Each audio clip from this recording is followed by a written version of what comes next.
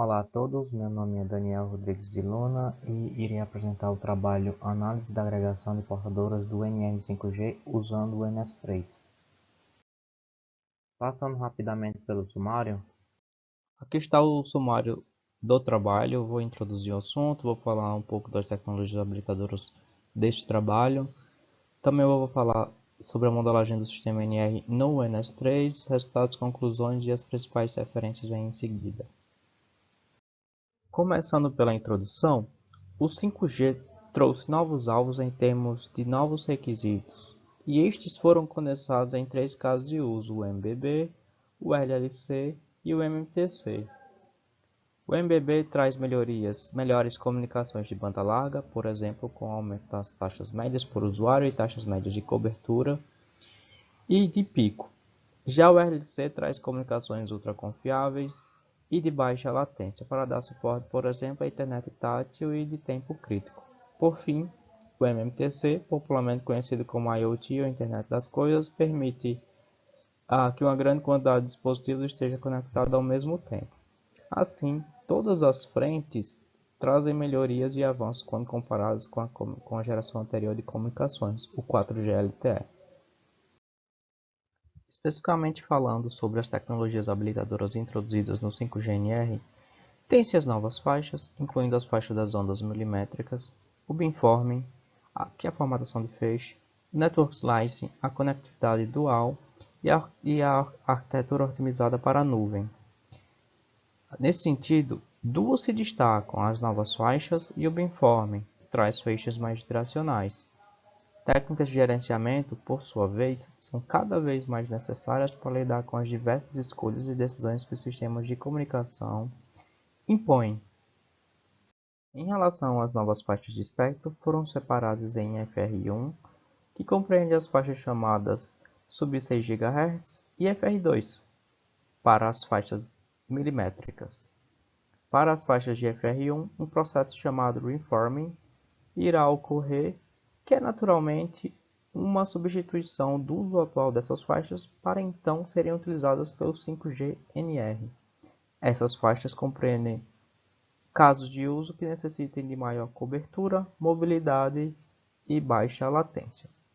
Por outro lado, a faixa de FR2 será utilizada para prover maiores taxas em cenários com hotspots locais e sem grande mobilidade. Na parte de gerenciamento, duas técnicas de gerenciamento de banda se destacam: a agregação de portadoras e o direcionamento de banda via Bandwidth Parity ou PWP. Este último, um novo conceito introduzido no 5G-NR. Na agregação de portadoras, do inglês Carrier Aggregation, é possível associar uma ou mais componentes carriers. Esta associação pode ser feita de modo intrabanda contígua, intrabanda não contígua e interbandas não contígua. Além disso, é uma técnica que foi introduzida no LTE, portanto é conhecida e consolidada, já possuindo norma para o 5G-NR. Por outro lado, o direcionamento de banda via Bandwidth Parity traz larguras de banda configuradas especificamente para aplicações. Assim, dentre algumas vantagens, destacam-se a economia energética e o melhor desempenho. No 5G-NR é possível ter até 4 Bandwidth Parties configuradas tanto em UL quanto DL. Porém, apenas uma deve estar ativa por vez. Dessas técnicas, este trabalho investigará a agregação de portadoras. Os principais objetivos deste trabalho são: primeiramente, analisar o desempenho do uso da técnica agregação de portadoras em FR2 para taxas oferecidas diferentes, distâncias diferentes, e, enfim, compará-la com a configuração sem o uso da CA. A modelagem ela é feita no simulador de eventos discretos NS3, em conjunto com a extensão para o 5G-NR, o módulo 5G Lena, tá? Que faz parte do mesmo grupo que desenvolveu o NS3. Em relação à modelagem do sistema NR no NS3, em relação à modelagem do sistema, ela pode ser dividida em três etapas. Primeiramente, a etapa de definição da plataforma de simulações, já foi falado, é o NS3 em conjunto com o 5G Lena. Em seguida vem a definição do cenário e seus principais parâmetros. Neste trabalho especificamente foi definido, todos os parâmetros foram baseados segundo as normas do ITU e do 3GPP, e ela envolve parâmetros do deployment, das faixas de operação e parâmetros do canal. E a concepção do script e suas campanhas de simulação só foram possíveis devido ao núcleo de processamento e ao desempenho do FRN, é o nosso supercomputador que carregou todas as simulações, nossas simulações. Em relação aos principais parâmetros, o cenário é composto de uma GNB e uma UE sem mobilidade, com mínimo de 256 GNB e 32 no UE, figura de ruído 7 dB no GNB, 10 dB no UE, altura da antena 3 metros na GNB, 1,5 metros no UE, modelo de tráfego full buffer, numerologia 3 e a técnica de beamforming, o cell scan, também chamado de grid of beams. Procura-se deixar o cenário controlado, sem o uso de elementos que possam trazer uma aleatoriedade e variabilidade, além dos tradicionais, como canal. Em relação às faixas de operação utilizadas neste trabalho, foi escolhida a faixa N261, que trabalha entre 27.5 e 28.35 GHz, cuja técnica de duplexação utilizada é a TDD. E nessas faixas foram escolhidas duas configurações, uma para configuração sem CA e outra com CA, seguindo a norma CA N261D. Para a configuração sem CA, ela tem frequência central em 27.7 GHz e banda de 400 MHz. Para a configuração com CA, a primeira component carrier tem frequência de 27.6 GHz e banda de 200 MHz. A segunda component carrier tem frequência central em 27.8 GHz e 200 MHz de largura de banda. Importante destacar que a configuração com CA trabalha em bandas contíguas e as larguras de banda são semelhantes para as duas configurações. Em relação aos parâmetros do canal, eles foram baseados na norma TR38901 para frequências entre 0,5 e 100 GHz do 3GPP. O cenário simulado para avaliar o desempenho da CA é um cenário indoor para escritórios, e todos os parâmetros aqui listados, mostrados nesta tabela, seguem a determinação da norma do 3GPP, como a probabilidade de loss, o desvanecimento de pequena escala, distância de correlação de sombreamento, de padrão de sombreamento e o valor da perda de percurso, e a modelagem da perda de percurso. Agora vamos para os resultados.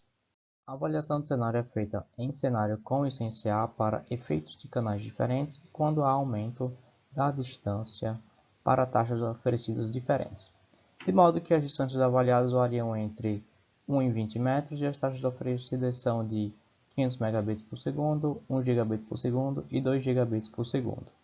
A avaliação é feita por meio de curvas taxa útil e distância versus distância para cenários apenas com perda de percurso, cenário com perda de percurso e sombreamento, e cenário com perda de percurso, sombreamento e desvanecimento rápido. No gráfico do primeiro cenário, em que este traz apenas os resultados para as configurações com e sem CA, com o efeito da perda de percurso, as curvas sólidas tratam das configurações sem CA, enquanto que as curvas tracejadas tratam das configurações com CA. Importante destacar que para pequenas distâncias e baixas taxas, principalmente, o uso da CA é opcional, já que não há diferença no desempenho aparentemente. Por outro lado, para taxas mais elevadas e grandes distâncias, o desempenho começa a ficar comprometido, com clara vantagem para a configuração com CA.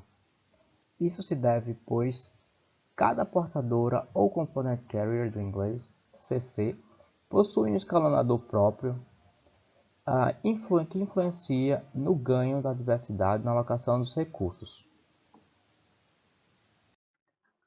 Já no segundo gráfico, além da perda de percurso, temos também o sombreamento. Note que no gráfico a perda de desempenho é mais acentuada principalmente para taxas elevadas e maiores distâncias. Portanto, o uso da CA consegue garantir um bom nível de desempenho quando comparado com as configurações sem CA. Importante também destacar que o desempenho das configurações com e sem CA é semelhante apenas para pequenas distâncias. Nesse caso, a CA pode ser opcional. Além disso, de modo semelhante ao cenário anterior, porém mais acentuado, o uso de mais de uma portadora se mostrou vantajoso, pois seu escalonador conseguiu lidar melhor com o canal. Já no terceiro cenário, temos a inclusão do efeito do desvanecimento rápido, de modo que dos três cenários analisados, este é o mais realista. Isso reflete no gráfico, com perdas mais acentuadas e níveis de degradação maiores. Para altas taxas e grandes distâncias, a vantagem do uso da CA é considerável, já que consegue, assim como nos cenários anteriores, manter um bom nível de desempenho. Para pequenas taxas, as mesmas conclusões dos cenários anteriores podem ser aplicadas. Bom, agora vamos para as principais conclusões do trabalho. Este trabalho propôs analisar a técnica de agregação de portadoras no NS3 em cenários com diversos efeitos de canal. As principais conclusões encontradas foram o aumento da taxa útil ao usar CA e a manutenção da taxa útil em patamar superior das configurações sem CA. Do ponto de vista computacional, há uma vantagem em simular menos efeitos. Se for possível, a simulação ela deve conter todos os efeitos, pois traz uma maior realidade ao canal, mas isso tudo depende claramente da adesão do planejamento de rede. Em relação aos trabalhos futuros, é esperado novos trabalhos com outras configurações com CA, por exemplo, CA não contíguo, em FR1 e FR2, por exemplo, cenários inteligentes e cenários desafiadores. Algumas referências utilizadas neste trabalho. E muito obrigado.